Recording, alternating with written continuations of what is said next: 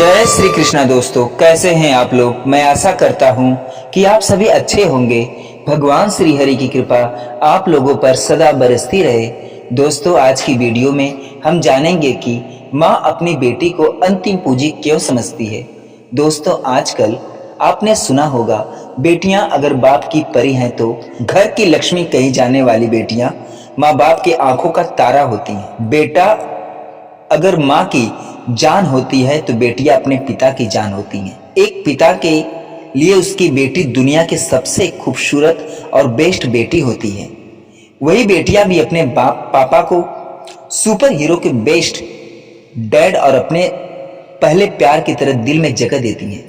बूढ़े हो रहे एक पिता के लिए उसकी बेटी से ज्यादा कुछ भी प्रिय नहीं है। बाप अपनी बीवी से प्यार करता है, अपनी इच्छाओं के लिए बेटों से करता है, महत्वाकांक्षाओं के लिए, लेकिन बेटी से प्यार जिसे वो कभी बता ही नहीं सकता कि वो उसे इतना प्यार क्यों करता है। मैंने अपने पिता से पूछा, आपको कैसा लगता है जब आप घर आते हैं?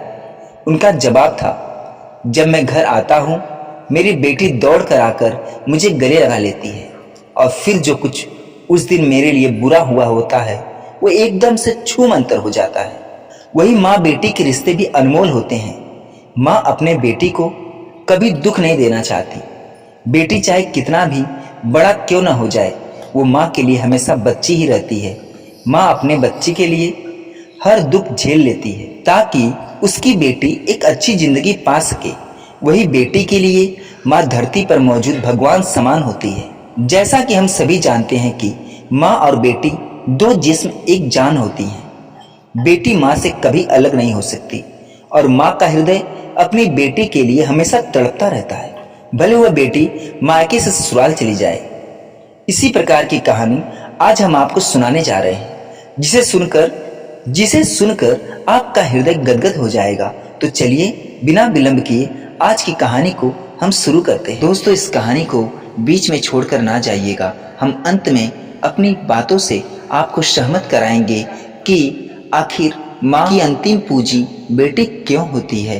तो दोस्तों, आइए शुरू करते हैं। अपनी बेटी को विवाहित जीवन में आने वाले समस्त कठिनाइयों के प्रति सचेत करते हुए माँ अपनी बेटी से कहती है कि लड़की होना पर लड़की जैसे दिखाई मत देना, अर्थात अपने स्त्री गुणों के साथ साथ अपने आत्मसम्मान के प्रति भी सजग रहना बेटी।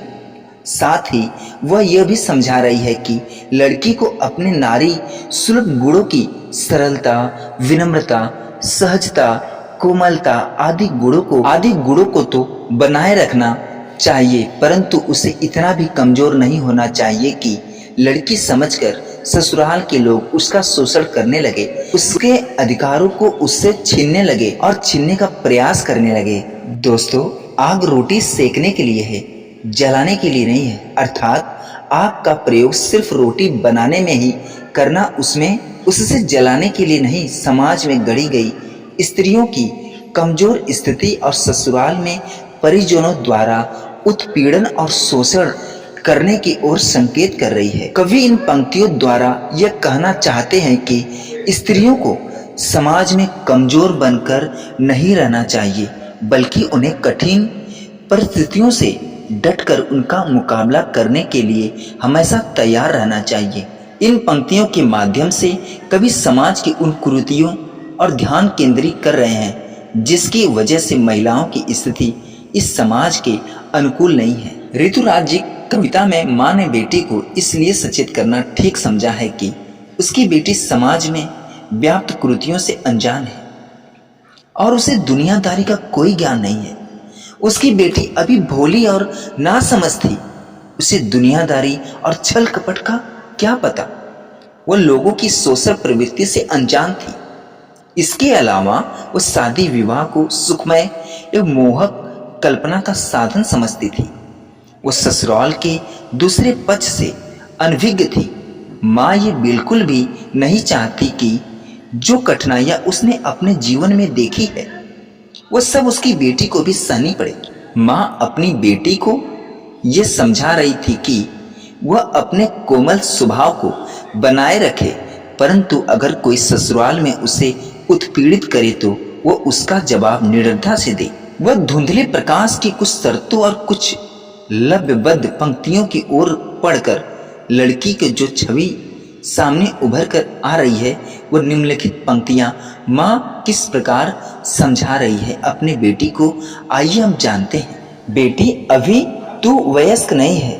बेटी, तूने अब तक केवल सुखों को ही भोगा है, दुखों से तेरा कोई लेना देना नहीं था। बेटी, तुझको दुनियादारी और समाज की कुरीतियों की समझ अभी नहीं है, अभी तू नादान है। बेटी, ससुराल में होने वाले छल कपट का कोई ज्ञान नहीं है, जिस कारण से वह विवाह की सुखद कल्पना में तू खोई रहती है। बेटियां ससुराल की प्रतिकूल परिस्थितियों से अनजान है, इसलिए माँ कहती है कि बेटी, तू ससुराल की प्रतिकूल परिस्थितियों से अनजान है।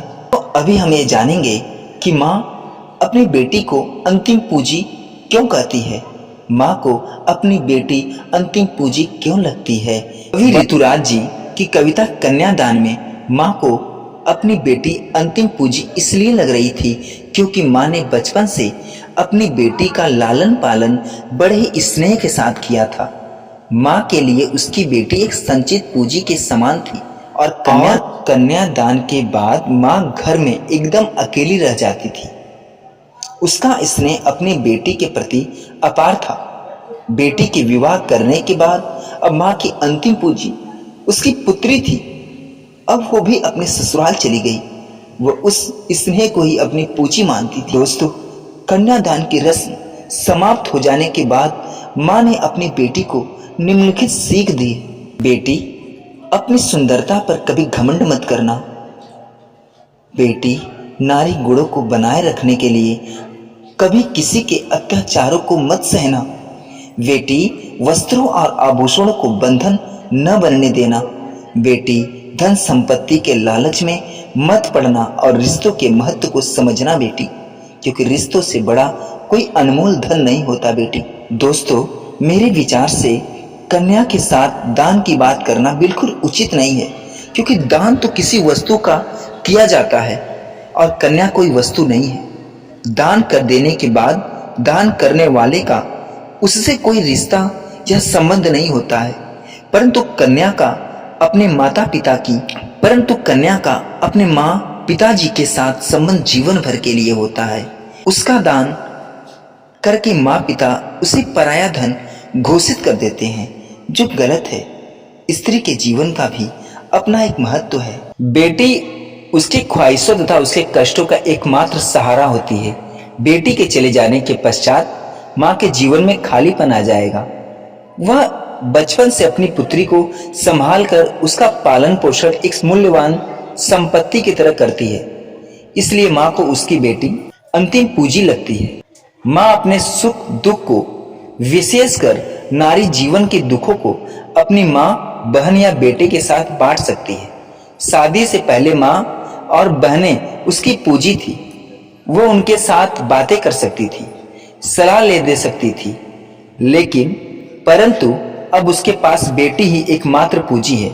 कन्यादान के बाद वह भी ससुराल चली जाएगी तो बिल्कुल अकेली रह जाएगी। तो दोस्तों, ये थी वो कहानी जब माँ को अपनी बेटी अंतिम पूंजी लगती है। तो दोस्तों, ये कहानी कैसी लगी कमेंट में जरूर बताइएगा। अगर वीडियो अच्छी लगी हो तो अपनी बेटी के लिए चैनल को लाइक शेयर सब्सक्राइब जरूर करिएगा। पूरा वीडियो देखने और सुनने के लिए धन्यवाद दोस्तों।